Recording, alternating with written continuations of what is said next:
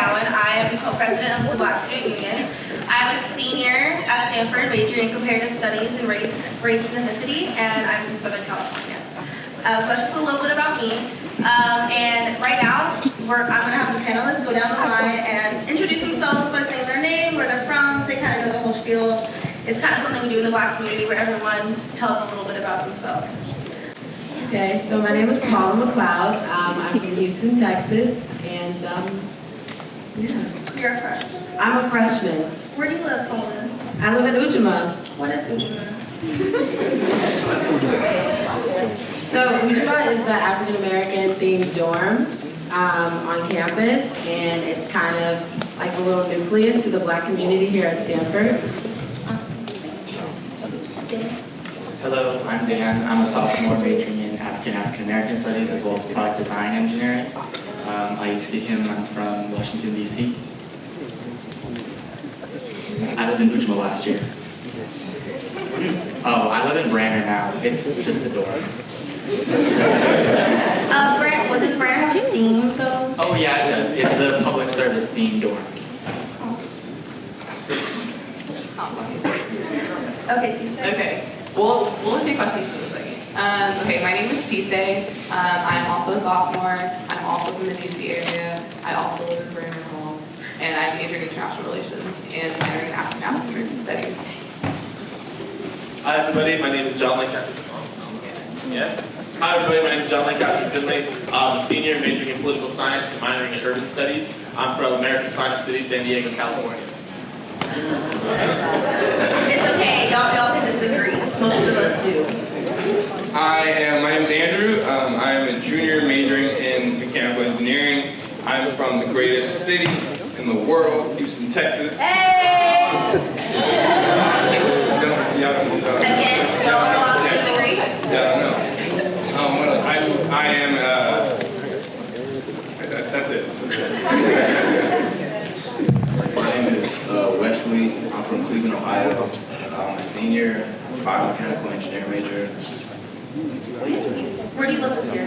I live in a dorm called Marylee's. It's more like apartment style, so I got like the kitchen. Awesome. So within this panel, this is your opportunity to ask some Stanford students from across the different years and within different majors any questions you may want to ask about college life, about the application process, about what their plans are after college. We learned a lot about Blackness. You can ask them about their identity and how that plays into their lives here at Stanford.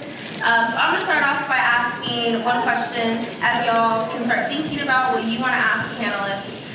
We have two runners with mics in the crowd. We have Dante over here in the white shirt, and we have Naya over here with the lovely braids.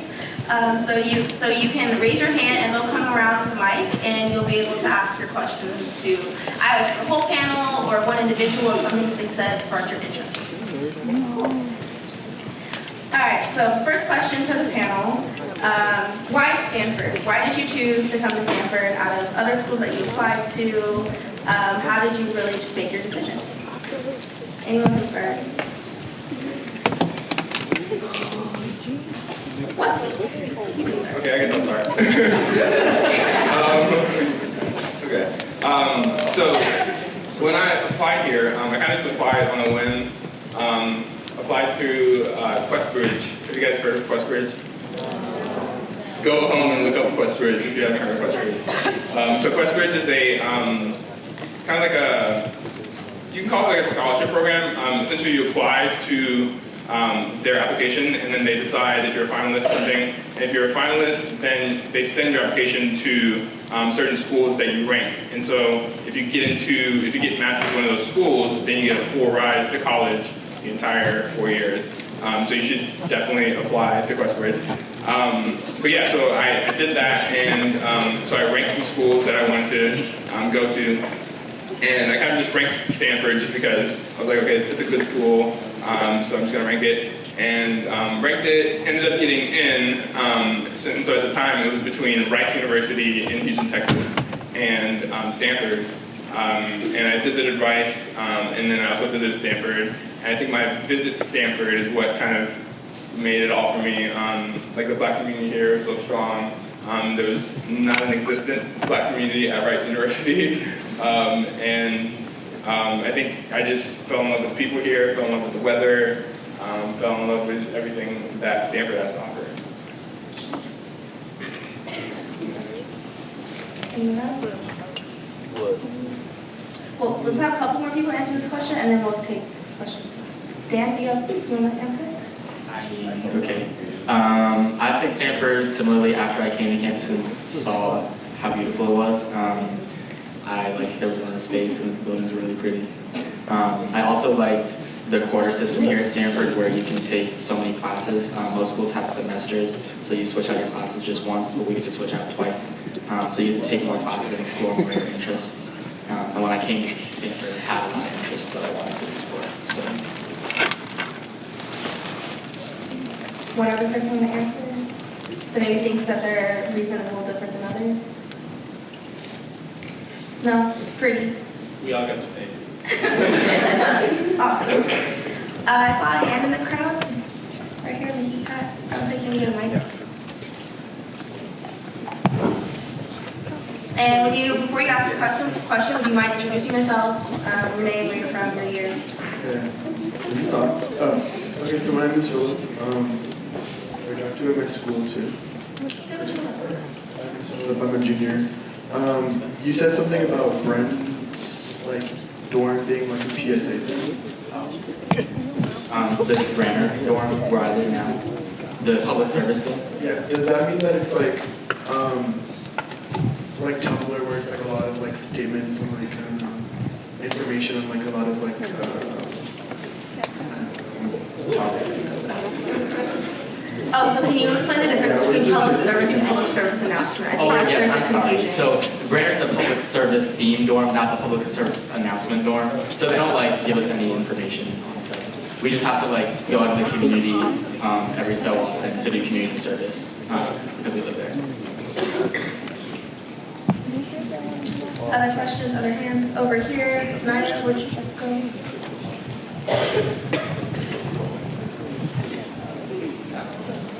Hi, my name is Des, and one of the questions I had is, what schools did you guys apply for other than Stanford? Yeah, we all applied to inferior schools also. No, straight up. I applied to Berkeley, UCLA, USC. And I'm from California, so I'm really glad I ended up at Stanford because I actually can't see myself having gone to any of those other schools. But I only applied to 2 East Coast schools. I applied to Harvard and Georgetown. I didn't get into Harvard. And so for me, the other schools I applied to, I basically looked at what I at the time, I think this was a mistake actually approaching the college application process this way. I looked at what were the best schools and around me and what were the top level, top shelf things. And I don't think that was the way to do it, to be honest. I think the way to do it was to look for lifestyle-wise what ended up fitting. And it just so happened that Stanford was the best fit for me personally. But I think if I could go back and do it again, I would pay a lot more attention to how you actually fit in at the university in the application process, not just when you're choosing the school. Because there are a lot of schools that I really just had no business applying to. There was no reason I should apply to some of the schools that I really did not want to go to, but thought that, it's top ranked here, or so many people from my school go here, so I should apply. That was the wrong way to go about it. I applied to UVA in Virginia. I applied to Georgetown. I applied to Harvard as well. And a couple other Virginia schools as backups and stuff from Virginia. And for me, I applied to Stanford early, so it was the first school I heard back from, and I was like, okay, cool. It was my top choice, so that kind of was a pretty easy decision. I guess for me, it was senior year and I was tapped out. I didn't really want to do much. So I applied to Texas schools, UT, Texas A&M, Baylor, schools like that. And I applied early to Stanford. And I had other applications, I was in the process. But once I heard back from Stanford, I was like, okay, I'm not sending applications anywhere else. Yeah. So many of you guys have remarked on how great Stanford is, but I think we can all say that there have been times we've had difficulties. So I guess within your transition time, coming to Stanford, what was the hardest thing transitioning to Stanford and to the college campus?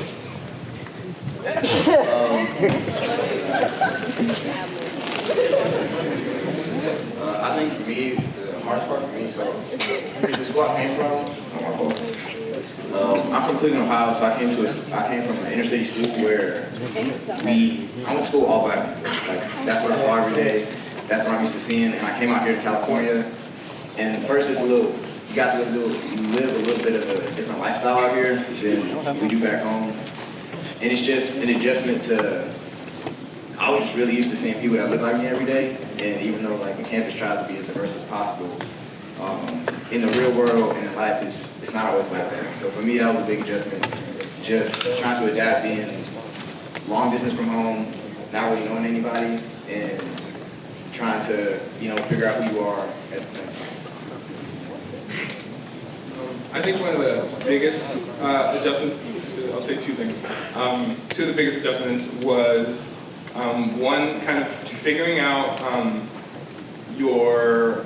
the ways that you schedule yourself best. So in terms of, like in high school, everything is basically scheduled for you. Like you wake up in the morning, you go to school, and then from that point up until the point you go back home, like everything is scheduled. So you go to whatever class you have first, and then you go to the next class, and then you kind of just do all that. And if you have practice after that, you go to practice. But here, it's like open, like there's like no type of schedule or no type of like regimented way to go about it. And so you just pick your classes, and then if you have free time, like that's free time, but you should be like studying or you should be doing something productive in those times. And so learning to figure out like how I would go about like doing certain things that I need to get done throughout the day, so like homework or like calling parents or whatever. So just like certain things like that. And then additionally, just like how you keep the things that are important to you, you keep doing the things that are important to you. So for instance, like back home I went to church every Sunday, and religion was like a really big thing in my family. So coming here, it was kind of like just the training wheels were taken off, and you just had to figure it out on your own. And so I think for like maybe the first couple of like months, I like didn't go to church at all, and like didn't. So I kind of had like something was like missing from my life. And so I feel like I kind of like figure that out and get back to that. And so it's just like figuring out things that are important to you and implementing them to your schedule and your time, making sure that you make time for those things. Any questions from the audience? Yeah. So we're gonna go here first, and then we'll take your question.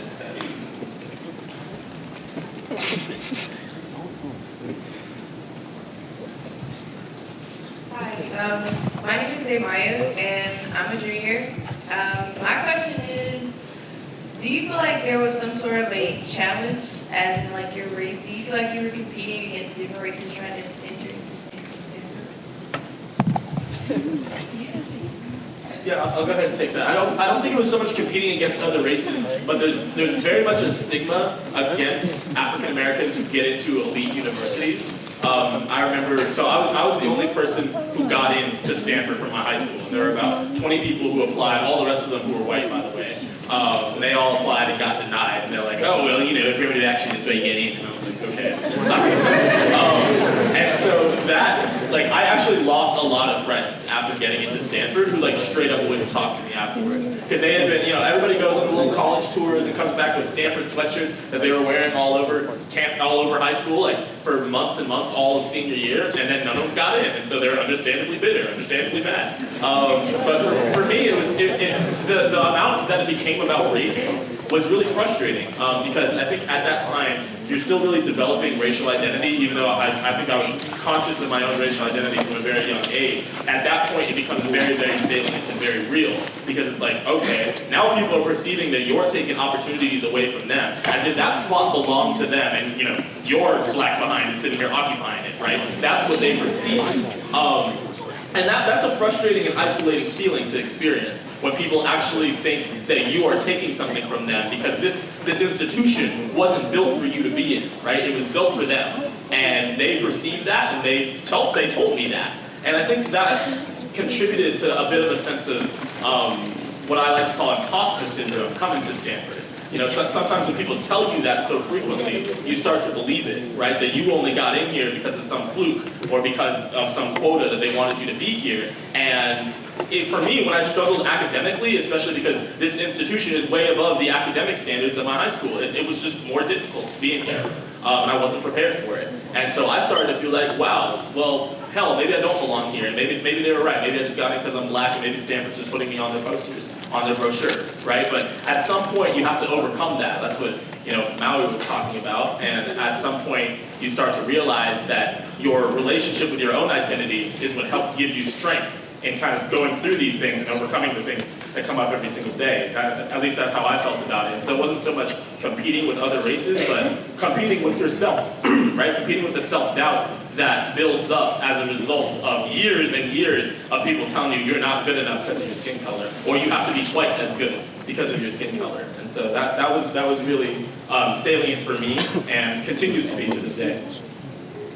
Just a note to the panelists, we love thoughtful and well thought out I'll be answers, shorter. but let's try to be concise with our answers so we can get as much response as possible. Thanks. Dan or Colin, Angela. So just a really quick thing.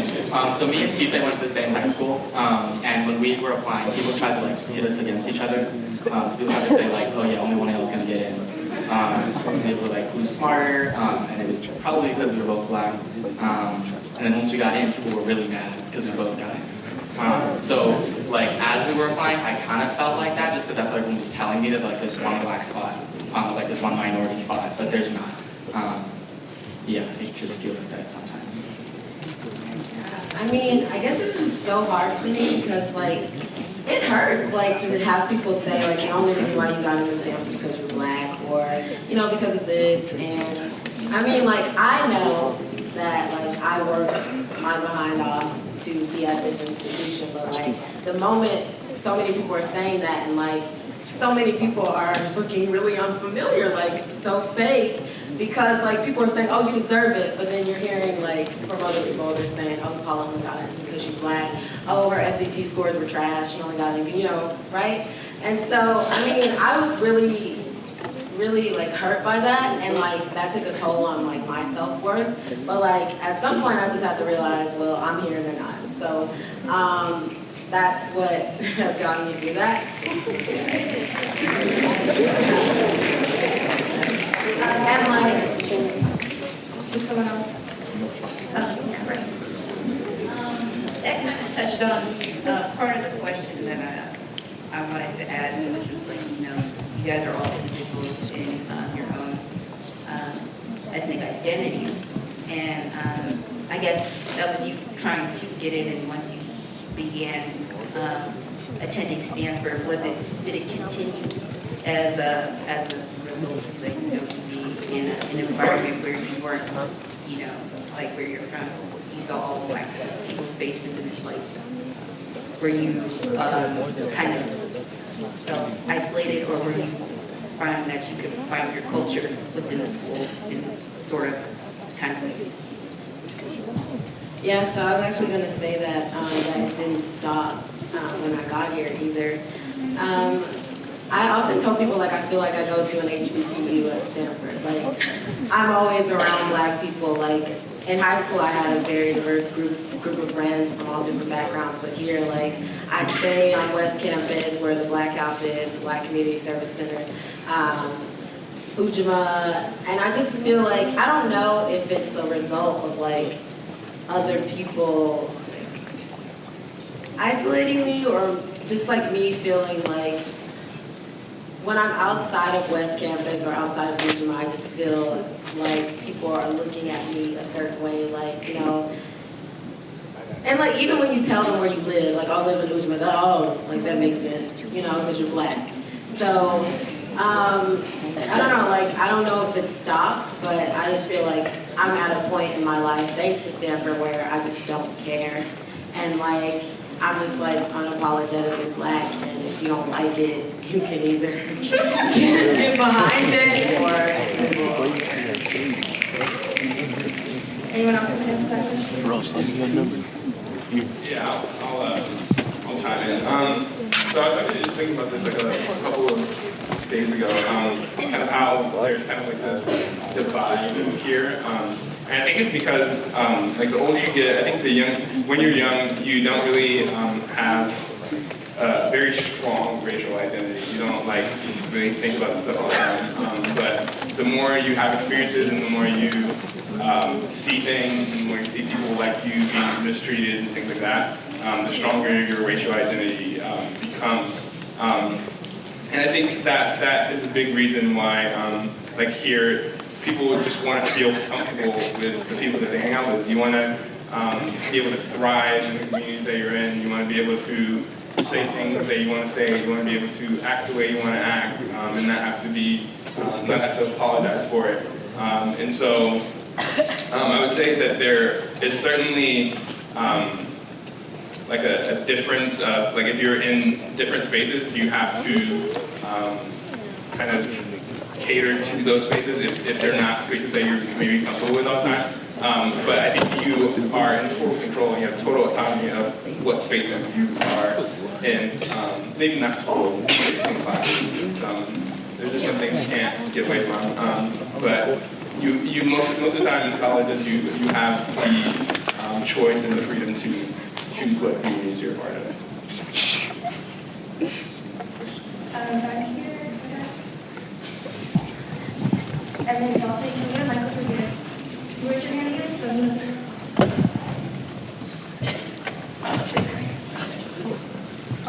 So So my question is, everybody like complains that college is hard, university is hard, and obviously like this is Stanford, it's a pretty big school. So I just wanted to know, like, is the workload overwhelming, stressful, and are you guys able to have a social life outside of school?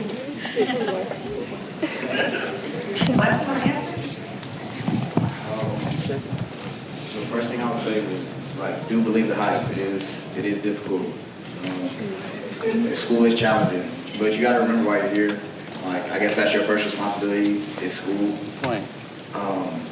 And what I would say is, what I think I learned, I don't know if it applies to everybody else, but for me, I just have the mindset that if I need to get it done, I'm gonna get it done before I need to get it done.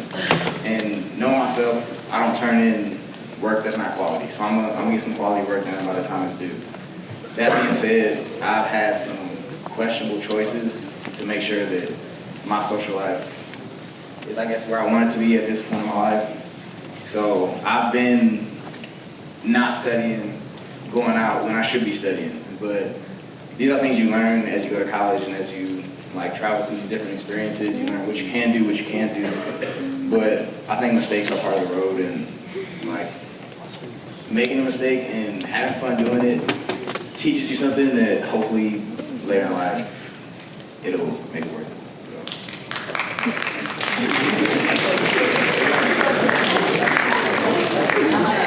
Yeah, I was kind of echoing what he said. Like, it's definitely very, very difficult, and there are a lot of times where I'm just like, why am I doing this? Why didn't I just go to a not easier school, but why am I putting myself up to all this challenge?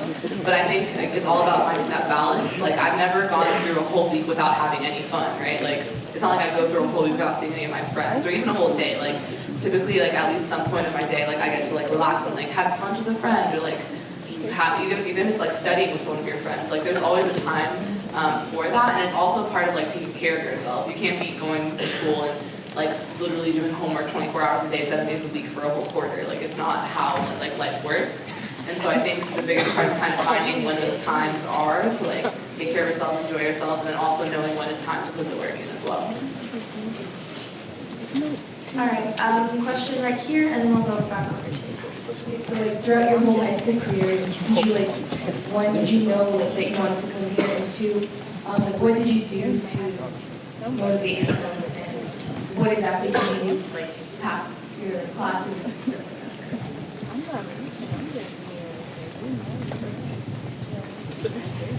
So I didn't decide that I wanted to apply to Stanford until a week before the early decision or early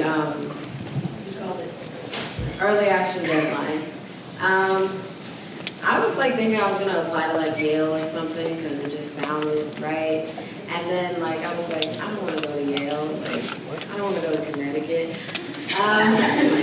So I was like, okay, I'll apply to Stanford. Like, I like psychology. It's the best psychology department. So see how that goes. And as far as like within high school, like, I think we all kind of pack our classes, like, it's something you have to do. I mean, yeah, really no way around that. But I mean, like, I still had a good time in high school. Like I said, my senior year, I was clowning. So, I mean, there's a way to make it work. Like, you just have to find, I guess what I always tell people is, like, remember that you're a person. You're more than your test scores, you're more than your GPA. So that's the most important thing that's guiding me.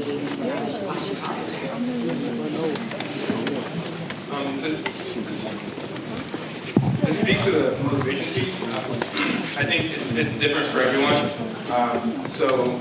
For me, it was kind of like just wanting, I think it's kind of cliche, but like not wanting to struggle my entire life, you know, and wanting to kind of be able to provide for my parents when they're older and things like that. But I think people aren't just born with motivation. Like, you don't just have internal motivation right when you're born. I think it's something that you develop, and just like anything that you practice motivation, you practice discipline. So when it's 2 a.m. and you don't feel like doing the homework, and you're like, okay, let me just go to sleep.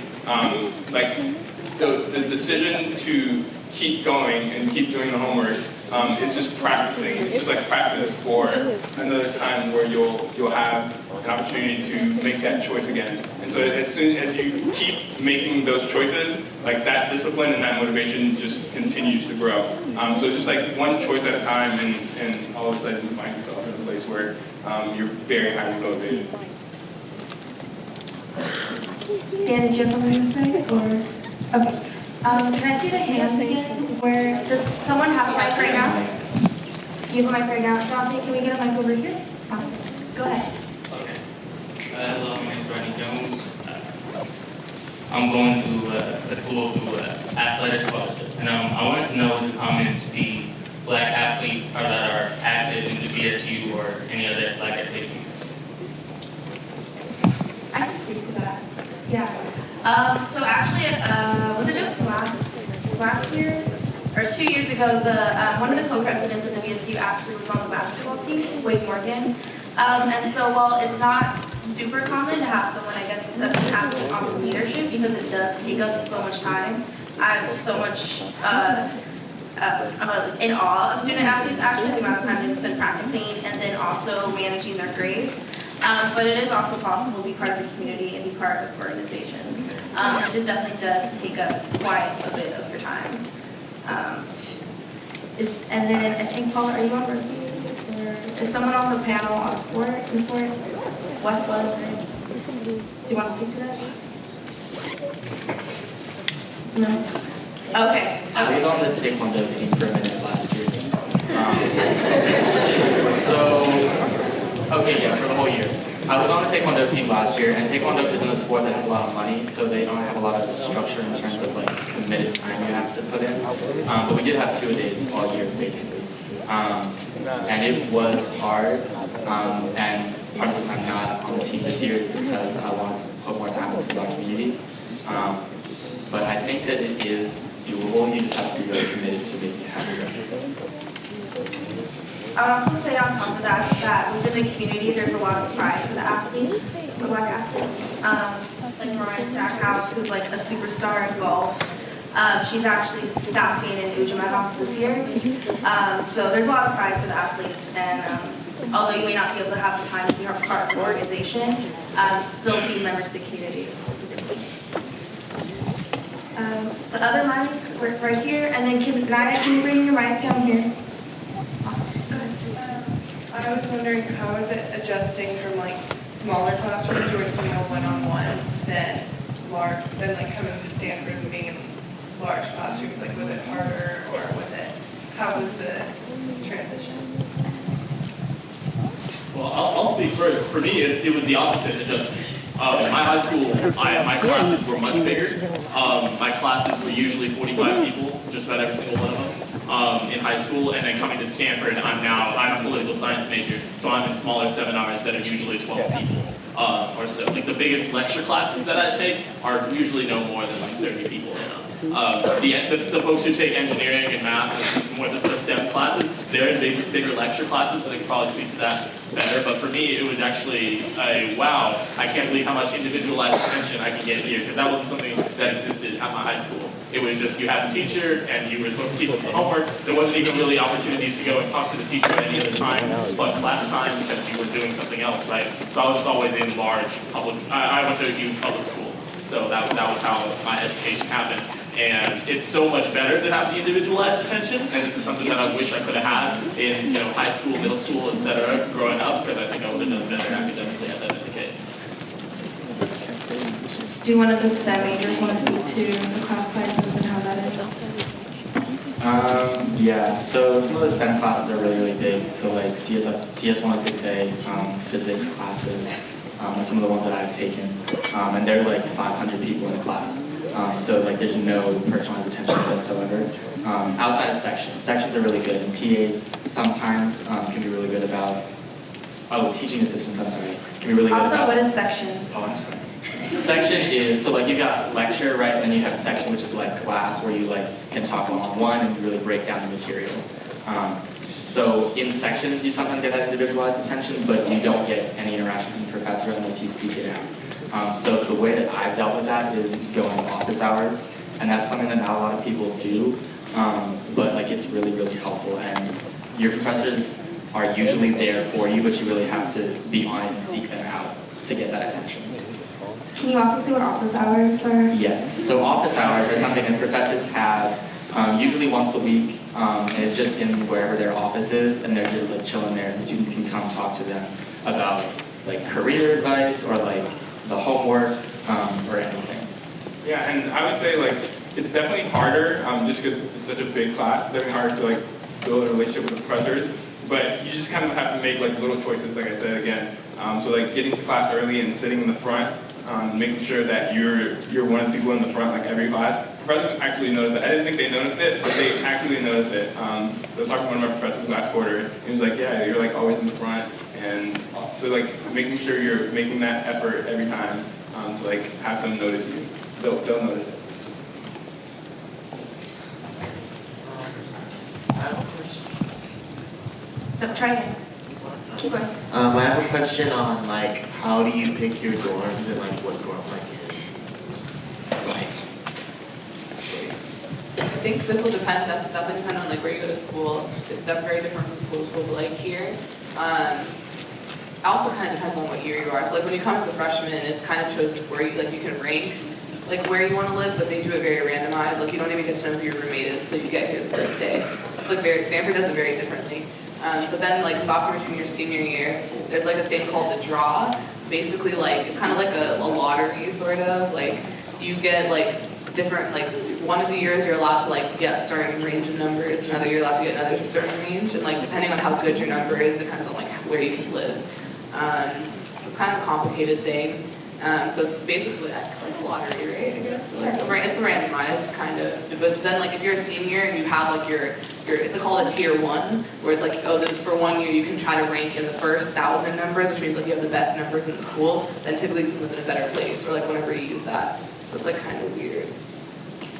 I also think part of that question is what's dorm life like? Does anyone want to talk a little bit about dorm life? And maybe what living in Uge or other dorms like Miralee's might be like?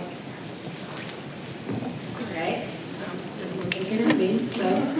I guess living in Ujima has just been probably my best experience at Stanford because like it's such a tight-knit community and like it's really a family, and like I said, like it's the African themed dorm, so like that's where the black people are, and for the most part like they're always there.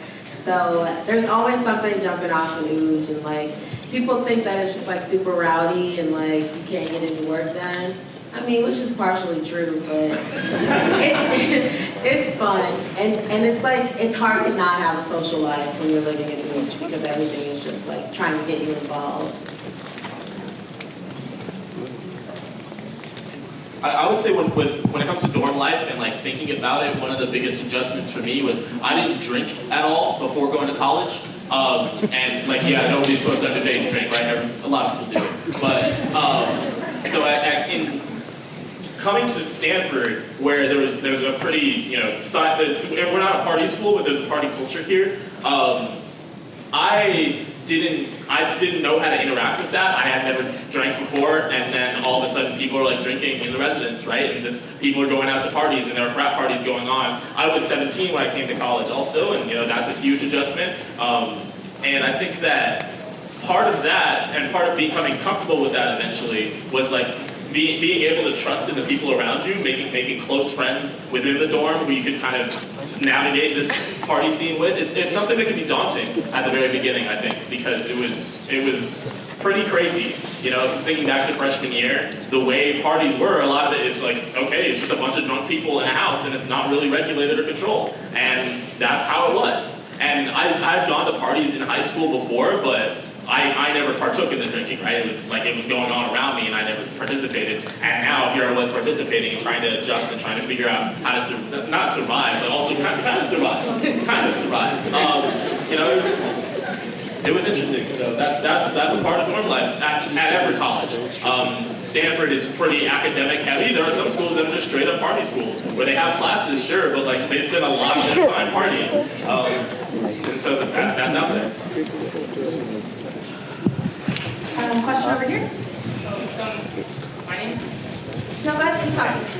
And I was wondering, since some of you guys spoke on, like, when getting into Stanford and, like, the campus life and the challenges for being an African American, but, like, facing academics, do you face the same thing with athletics, or do you know anyone that has, like, faced, like, some of the challenges being, like, a part of athletics since, like, African American people are, like, stereotypically fit into, like, sports and stuff like that? Do you experience the same things?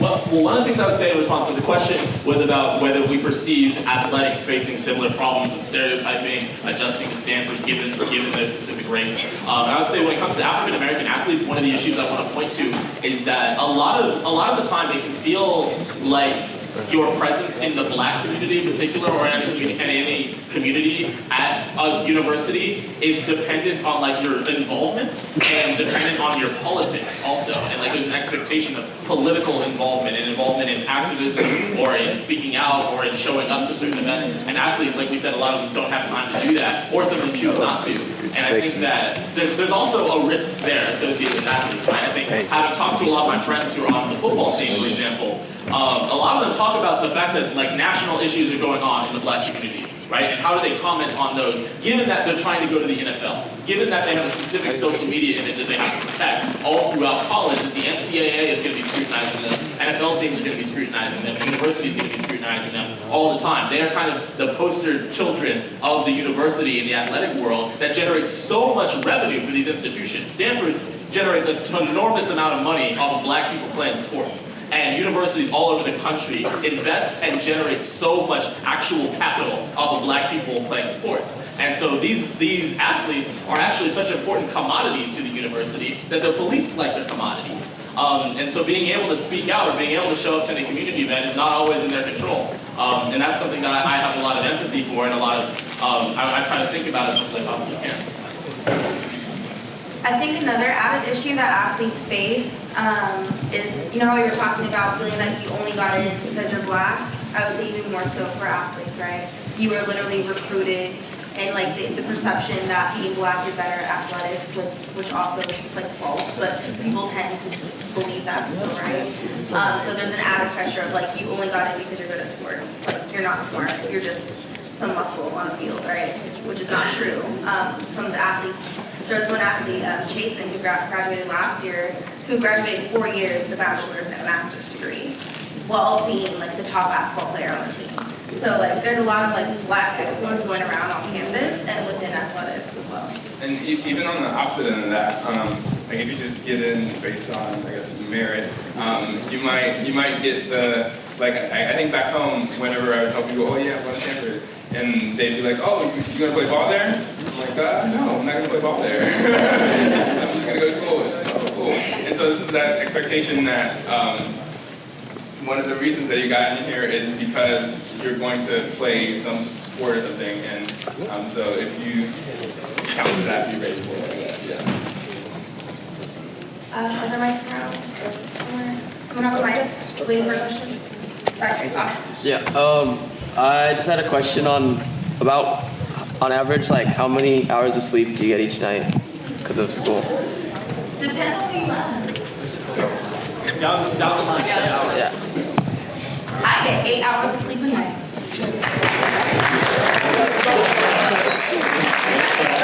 That's the truth. Go ahead. So I got a Fitbit for my birthday. It tells me how much I sleep. I get 5 hours a night.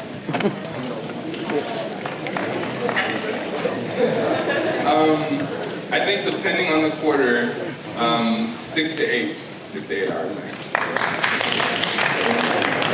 Yeah, I'm 3 to 5 hours a night. Don't be like me. Typically, I would say around 7. Planning for this conference had me around 5 though, so be grateful, guys. Usually I'm about 7. Sometimes it dips down to like 7.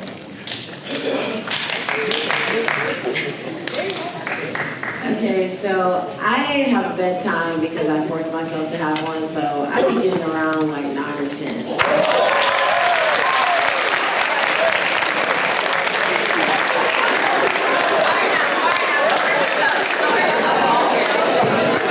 Naps are very important in college. Like you're gonna master taking naps when you're in college. It's very important. See how I like her, she knows. Yeah, college makes you question what's sane and what's not. I've laid down to take like a 7-minute nap because I had 7 minutes before I had to move something. So you take sleep where you get it. It's true. You think naps are just for kindergarten? No. Your bed becomes your best friend. You miss it when you're not there. Alright, do you need a mic? So we have like 2 more minutes, so we're gonna try to take 2 more questions. We're gonna be really ambitious. Right here, and then right here. Awesome. If you have other questions that don't get answered, please feel free to find a student after and ask us. We like to talk to y'all. We're here for y'all. Going to Stanford, is it intimidating, like having, like since you're like not competing, but you're going to class with like a lot of classmates that have like, that are like famous or like doing things that are like really interesting, is it intimidating? Kind of keeping up with your Yes.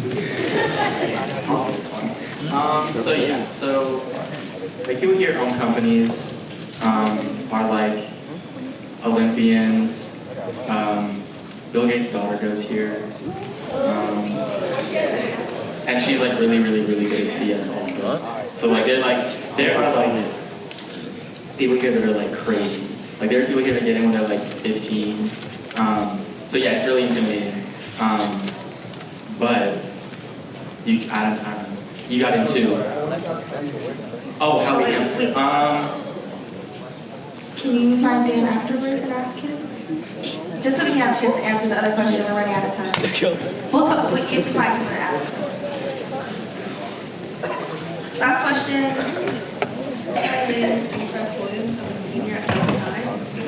The question I'm going to ask is probably going to have a long response, but I am asking what's the key to succeed in college? Like in you guys' opinion, what's Major key to success.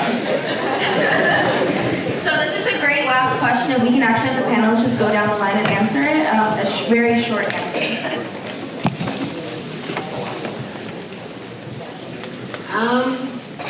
Just like be yourself.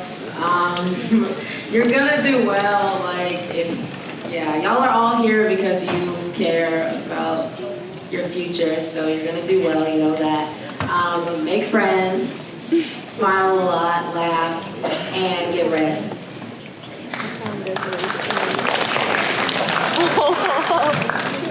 So in my opinion, the key to success is connections.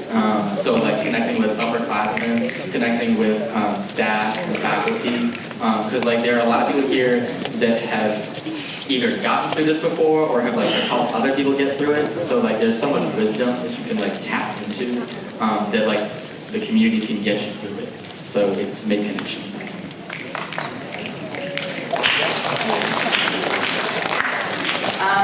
I would say surrounding yourself with good people, but good in general. Just like surrounding yourself around good communities that you feel comfortable with, good vibes, people that make you feel happy and make you feel secure about yourself. Kind of basically removing all negativity. Don't force yourself to take classes that you don't like. Don't force yourself into a major or a club or whatever that you don't like. Surround yourself with things that you enjoy and that you love and just like good. I would say that the key to success in college, and I mean, I can't say this as eloquently as Maui in life, but I would say it's never to let anybody tell you what you can or can't do. Nobody's about to grant you permission to pursue your dreams, and nobody's about to open doors for you to go into whatever opportunity it is. You gotta go in and open it yourself. I really think that is the key, is making sure you keep in mind that whatever it is you want, you're gonna have to make it happen, and that you're also entirely powerful and capable of doing that on your own. Kind of along the same lines of that, actually. Someone told me like a couple days ago that like college is a very selfish time because it's all about you. It's about you developing. It's about you getting your grades right. It's about you. And so I would just say, like, in the best way possible, be selfish. Be about yourself and try to develop yourself the best way you possibly can. And be selfish about your time. Be selfish about your energy. Do things that you want to do and not for anyone else.